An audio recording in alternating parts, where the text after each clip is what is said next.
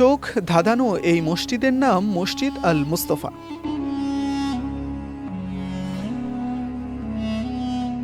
এর সবচেয়ে বড় আকর্ষণ সামনের দিকে কালো রঙের মাধ্যমে ফুটিয়ে তোলা হয়েছে পবিত্র কাবা শরীফের আকৃতি। দেয়ালে সোনালী রং দিয়ে লেখা হয়েছে আল্লাহ তাআলা এবং তার প্রিয় বান্দা শেষ নবী হযরত মুহাম্মদ সাল্লাল্লাহু আলাইহি ওয়াসাল্লামের নাম, যার সৌন্দর্য দূর থেকেই অবলোকন করা যায়।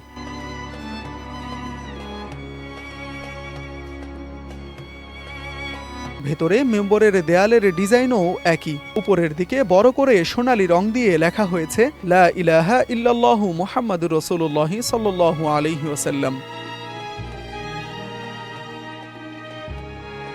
ইউনাইটেড গ্রুপের আইকনিক এই প্রজেক্ট মসজিদ আল মোস্তফায় বেশ কিছু ভিন্নতা দেখা গেছে। নামাজের সারিতে বেশ কয়েকটি বেঞ্চ রাখা হয়েছে, যা অন্য কোনো মসজিদে দেখা যায় না। কেউ ক্লান্ত হয়ে বসতে পারেন, কেউ বা আবার হেলানো দিতে পারেন।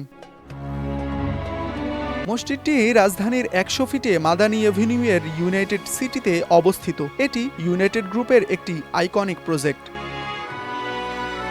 5 তলা বিশিষ্ট এই মসজিদে আলাদা কোনো জানালা নেই, এমনভাবে নকশা করা হয়েছে যা প্রাকৃতিক আলোয় ভরপুর। দেশের অন্য কোনো মসজিদের প্রতিটি ফ্লোর থেকে ইমাম বা খতিবকে দেখা যায় না, কিন্তু মসজিদ আল মোস্তফার প্রতিটি ফ্লোর থেকেই ইমাম বা খতিবকে দেখা যায়। শুধু তাই নয়, নারীদের জন্য রয়েছে আলাদা নামাজের জায়গা। নারী পুরুষ মিলিয়ে একসাথে প্রায় 11,000 মানুষ নামাজ আদায় করতে পারেন এই মসজিদে। দৃষ্টিনন্দন সৌন্দর্যের কারণে এটি এখন শুধু মসজিদই নয়, পরিণত হয়েছে পর্যটন কেন্দ্রে। দেশের বিভিন্ন এলাকার বিপুল সংখ্যক মানুষ প্রতিদিন দেখতে আসেন এই মসজিদের অপরূপ সৌন্দর্য।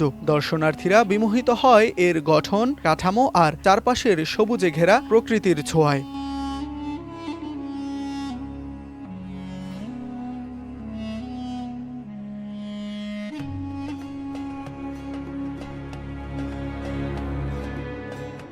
মসজিদ আল মোস্তফায় রয়েছে দুটি চলন্ত সিঁড়ি। 16 লাখ টাকা ব্যয়ে লাগানো হয়েছে ঝাড়বাতি, যা এখনও চালু হয়নি। চীন থেকে আনা হয়েছে মেঝেতে বেছানোর কার্পেট। লাগানো হয়েছে উন্নত মানের সাউন্ড সিস্টেম। একটি সেন্ট্রাল এয়ার কন্ডিশনের মাধ্যমে শীতল রাখা হয় মসজিদটিকে। যারা গাড়ি নিয়ে নামাজে যান তাদের জন্য রয়েছে স্বস্তি, কারণ মসজিদের নিচে বিশাল পার্কিংয়ে 105টি গাড়ি রাখা যায়। জনশ্রুতি আছে মসজিদ আল মোস্তফার নির্মাণ খরচ 300 কোটি টাকার বেশি। সুউচ্চ বিশেষ ধরনের একটি গম্বুজ রয়েছে, যার রং সোনালী। গম্বুজ ও পাশে থাকা বিশাল উচ্চতার মিনারের কাজ এখনও শেষ হয়নি। তারপরও গম্বুজ ও মিনারটি মসজিদের সৌন্দর্য আরও বাড়িয়ে দিয়েছে।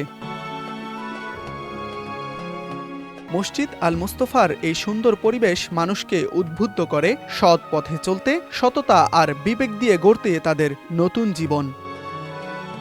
আবু বকর সিদ্দিক, TVN।